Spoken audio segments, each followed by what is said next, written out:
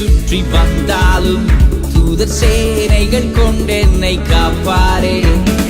எதிரிகள் என்னை சுற்றி வந்தாலும் தூதர் சேனைகள் கொண்டென்னை காப்பாரே.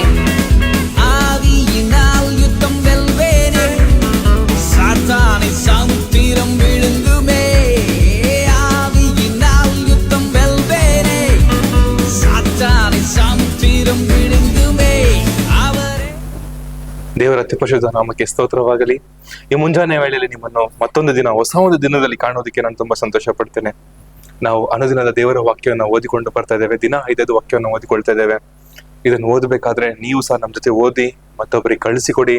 ಯೂಟ್ಯೂಬ್ ಚಾನಲ್ ಅನ್ನ ನೀವು ಸಬ್ಸ್ಕ್ರೈಬ್ ಮಾಡಿಕೊಳ್ಳಿ, ಶೇರ್ ಮಾಡಿಕೊಳ್ಳಿ. ನೀವು ಸಹ ಒಂದು ಸೇವೆಯಲ್ಲಿ ನಮ್ಮಷ್ಟಕ್ಕೆ ನೀವು ತೊಡಗಿಸಿಕೊಳ್ಳೋದಕ್ಕೆ ಅದೊಂದು ದೇವರ ಒಂದು ಪ್ಲಾನ್ ಆಗಿರುತ್ತೆ. ಮತ್ತು ಇವತ್ತಿನ ವಾಕ್ಯನ ಓದಿಕೊಳ್ಳೋಣ.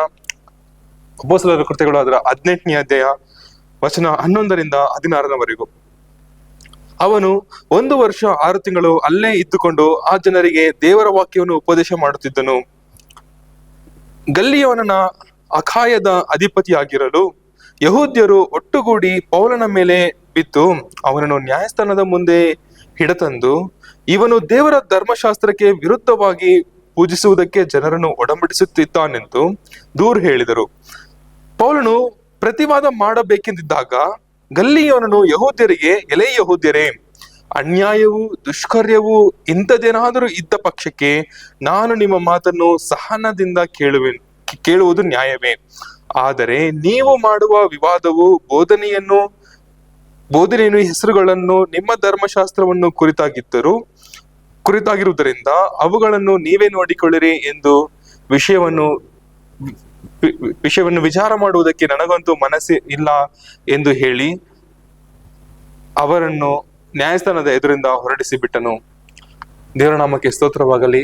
ನಾವು ಈ ಒಂದು ವಾಕ್ಯವನ್ನು ನಾವು ಓದಿದ ವಾಕ್ಯದಲ್ಲಿ ನಾವು ಧ್ಯಾನಿಸುತ್ತಾ 1 ನಿಮಿಷ ಕಾಲ ನಮ್ಮ ಕಣ್ಣುಗಳನ್ನು ಮುಚ್ಚೋಣ, ನಾವು ಪ್ರಾರ್ಥನೆ ಮಾಡಿಕೊಳ್ಳೋಣ. ಪರಿಶುದ್ಧ ನೀತಿವಂತನು ತಂದೆಯ ದೇವರೇ ಏಸಪ್ಪ, ಕರ್ತನೆ ಪೌಲನ ರಾಜ್ಯ ಕರ್ತನೆ ಏಸಪ್ಪ, 1.5 ವರ್ಷಗಳ ಕಾಲ ಕರ್ತನೆ ಆ ಜಾಗದಲ್ಲಿ ಸೇವೆ ಮಾಡ್ತಿರ್ಬೇಕಾದ್ರೆ ಅಲ್ಲಿನ ಜನರ ರಾಜ್ಯ ಕರ್ತನೆ ಅವನ ಹಿಂದೆ ಬಿದ್ದು ರಾಜ್ಯ ಕರ್ತನೆ ಈತನು ಜನರನ್ನು ಬೇರೆ ಧರ್ಮಕ್ಕೆ, ಬೇರೆ ಇದನ್ನು ಪೂಜಿಸುವುದಕ್ಕೆ ಈತನು ಆಹ್ವಾನಿಸಿದನಂತ ಆತನ ಹಿಂದೆ ಬೀಳ್ಬೇಕಾದ್ರೆ ಕರ್ತನೆ ರಾಜ ನೀನು ಒಂದು ನ್ಯಾಯಸ್ಥಾಪಕನೊಟ್ಟಿಗೆ ಮಾತನಾಡಿ ರಾಜ್ಯ ಕರ್ತನೆ ಕರ್ತನೆ ನ್ಯಾಯವನ್ನು ಸ್ಥಾಪಿಸುವ ಆತನು ನೀನಾಗಿದ್ದೀಯ ರಾಜ್ಯ ಕರ್ತನೆ.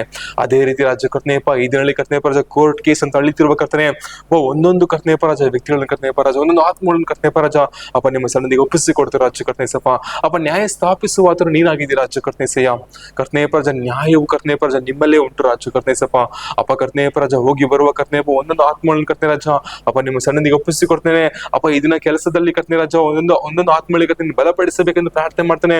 ಮಾಡುವ ಎಲ್ಲಾ ಕೆಲಸಗಳಲ್ಲಿ ರಾಜ್ಯ ಕರ್ತನೆ ನೀನು ಆಶೀರ್ವಾದವನ್ನು ದಯಪಾಲಿಸಬೇಕೆಂದು ಪ್ರಾರ್ಥನೆ ಮಾಡ್ತೇನೆ ರಾಜ ಈ ವಾಕ್ಯವನ್ನು ಕೇಳಿ ರಾಜ ಇದರಂತೆ ನಡೆಯುವ ಕರ್ತನೆ ಒಂದೊಂದು ಆತ್ಮಗಳಿಗೆ ರಾಜ ನೀನು ವಾಗ್ದಾನ ಮಾಡಿದ ಎಲ್ಲ ವಾಕ್ಯಗಳು ಕರ್ತನೆ ರಾಜ ಅವರ ಜೀವನ ನೆರವೇರಬೇಕೆಂದು ರಾಜ ನಾನು ಪ್ರಾರ್ಥಿಸುತ್ತೇನೆ ಕರ್ತನೆ ರಾಜ ಕೇಳಿದ ಒಬ್ಬೊಬ್ಬರನ್ನು ಬಲಪಡಿಸು, ಆಶೀರ್ವದಿಸು ಯೇಸುವಿನ ದೇವರೇ, ಆಮೆನ್.